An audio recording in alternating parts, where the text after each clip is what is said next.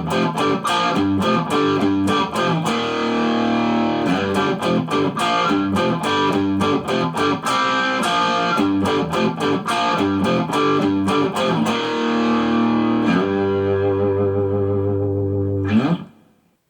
guys, Howard here with Riff of the Day.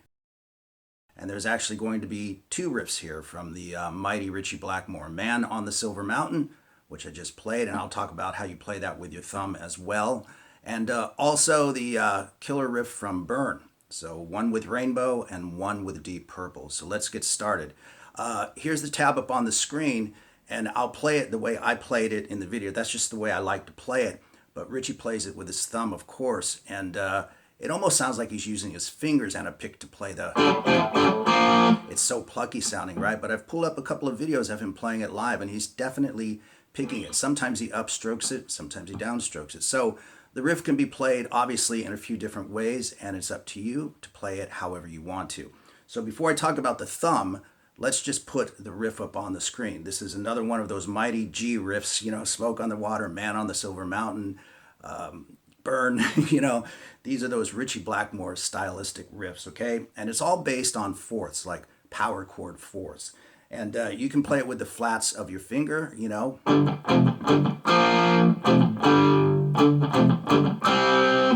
I like to play it like this, which I think is actually the way he plays it as well, especially since he uses his thumb. But here it is nice and slow, just played normally. I'm doing it all with downstrokes. Here we go.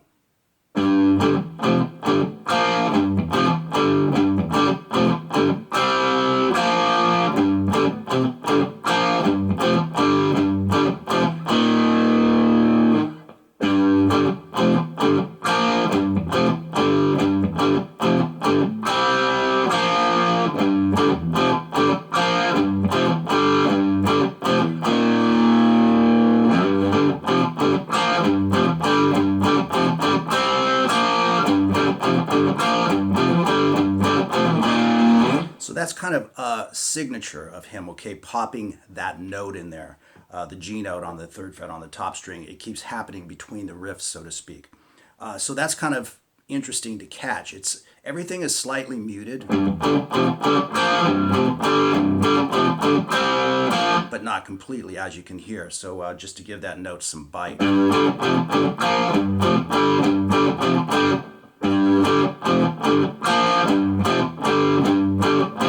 Just constantly coming back to that, right? Now, Ritchie uses his thumb.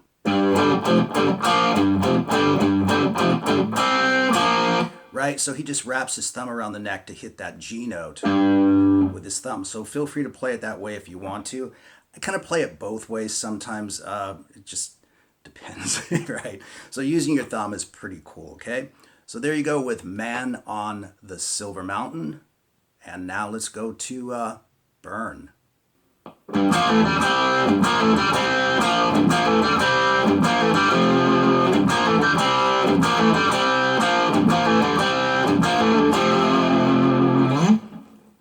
So it's in the same vein as Man on the Silver Mountain, as you can see. Again, it's just that fourth riff, that type of movement, and he's popping that G note, although not as much as he does in Man on the Silver Mountain. I do it with my index finger, as you just saw, but you can play it with your thumb like he does as well.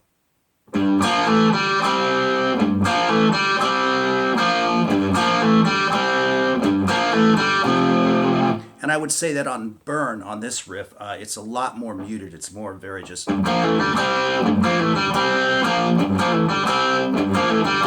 Right, it's kind of like that. So let me play the riff for you nice and slow, and just a couple of little nuances here.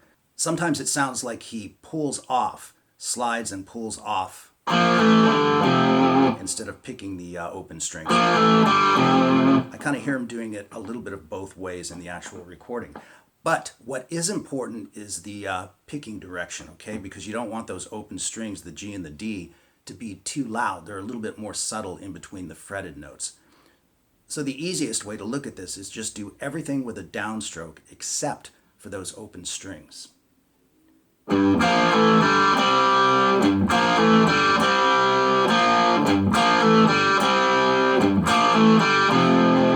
And again, if you want to do that with a slide and a pull-off,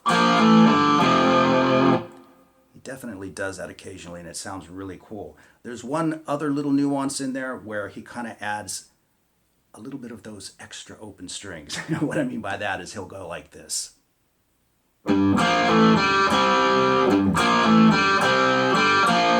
You'll hear him do that, especially once it kicks in with the drums and everything.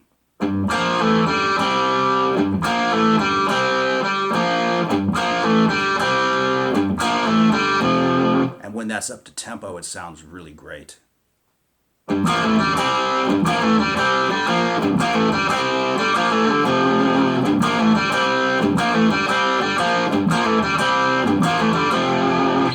Pretty cool riff indeed. So there you go with Burn plus Man on the Silver Mountain from Ritchie Blackmore. Hope you enjoyed it, and I'll see you guys soon.